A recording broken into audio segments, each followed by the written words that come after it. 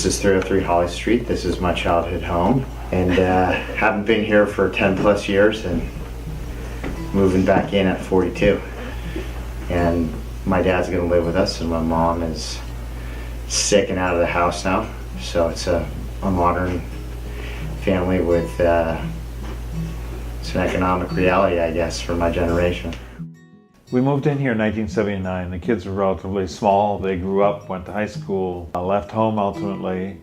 Lori and I started to travel, and then in 1997 she was diagnosed with Parkinson's disease. And we still had another 10 years or so of pretty good time. And after that, Lori went down, well, not so rapidly at first, but in the last couple of years, very rapidly, to the point where I've had to have full-time care on her, and she's now in a skilled nursing facility, but I still have 24-hour supplemental care to pay for. So it's the issue was, how am I going to have enough money to sustain myself or to sustain her? Andy and I lived in a small cottage on the mountain, and we were planning we would either remodel or sell our house. And we knew that Andy's dad was going to need to sell his house to keep up with the medical expenses of Andy's mom. And so I was just interested, doing lots of research on the internet about how you buy your parents' house, and just thinking about how kind of our country has become lost in the idea of taking care of each other,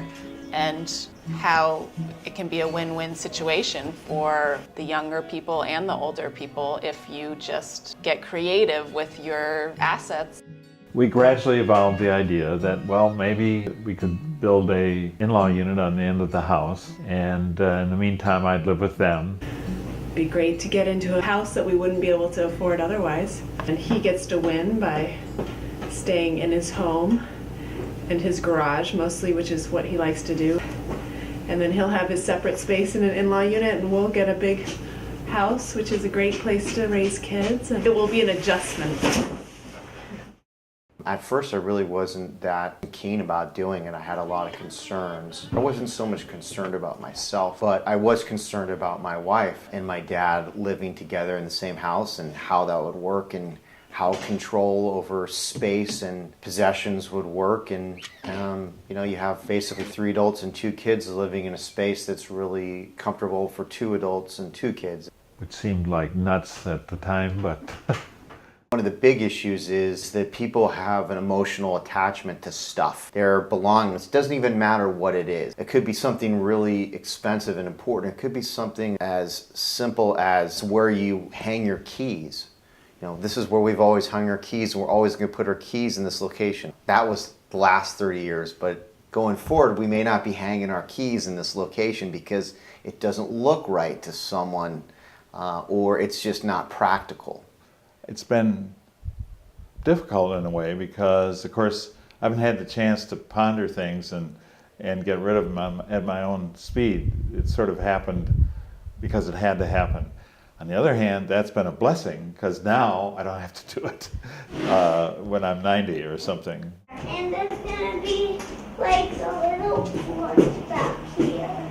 And I think this is the mid-door. I think this is the hold up the house. My advice would be to anyone in my situation that has more than a one sibling or two siblings, sit down with your siblings in advance and really talk through candidly what they think is fair. Make sure that those issues are explored so that when you get 1,000 days past that time period in which you were making these decisions, if there's any disagreement, you can always go back and look at those documents that says, this is what we were thinking at the time. This is why we did this. This is why we thought this was fair.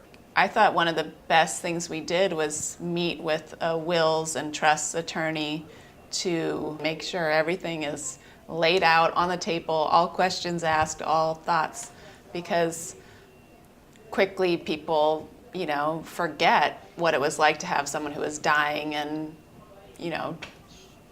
they were going to have to sell their house and all these things. You just kind of forget about it. Of course, finance is a huge one. You have to make sure that you're just very clear about that. You have to make very sure that as problems arise, one person or the other may not understand that there's a problem. And you have to be able to be open about bringing those to the table. And if there's going to be costs shared, how are you going to share those costs? And also, who's going to control the process? Because that's important. One person may say, well, I'm paying for it. And the other person may say, well, that's fine, but I'm living here and you're only here for 10 years maybe, and I'm here for another 50. So I don't want the house painted pink. The other consideration is, how are you going to live together?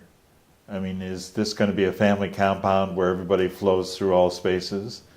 Or is it going to be a private residence next to a private residence? Lori in the beginning was still alive. When she died, I think he was a little bit like he didn't know what to do with himself. And then all of a sudden he was surrounded by everyone else. But if he was here when we were eating, he would join us, or we would always tell him to come and join us. I think that some parents, for instance, might come into an in-law situation and feel they have the run of the place because they're the parents. And I think that's a big mistake. You have to work that out and be very upfront about it. This is a favorite hideout. Getting a chance to raise my kids in the same place that I grew up.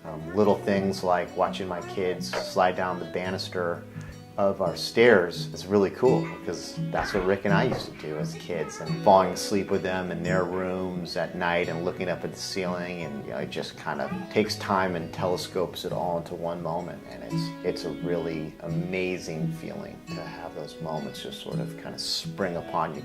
It's the way the rest of the world does it, so we're just kind of behind in that, I think. Maybe we have to learn to become a little more communal in the way we spend our days, and realize that you can create space within a home where you have your time away from each other, but it's still nice to come back and be able to say hello to someone at the end of the day.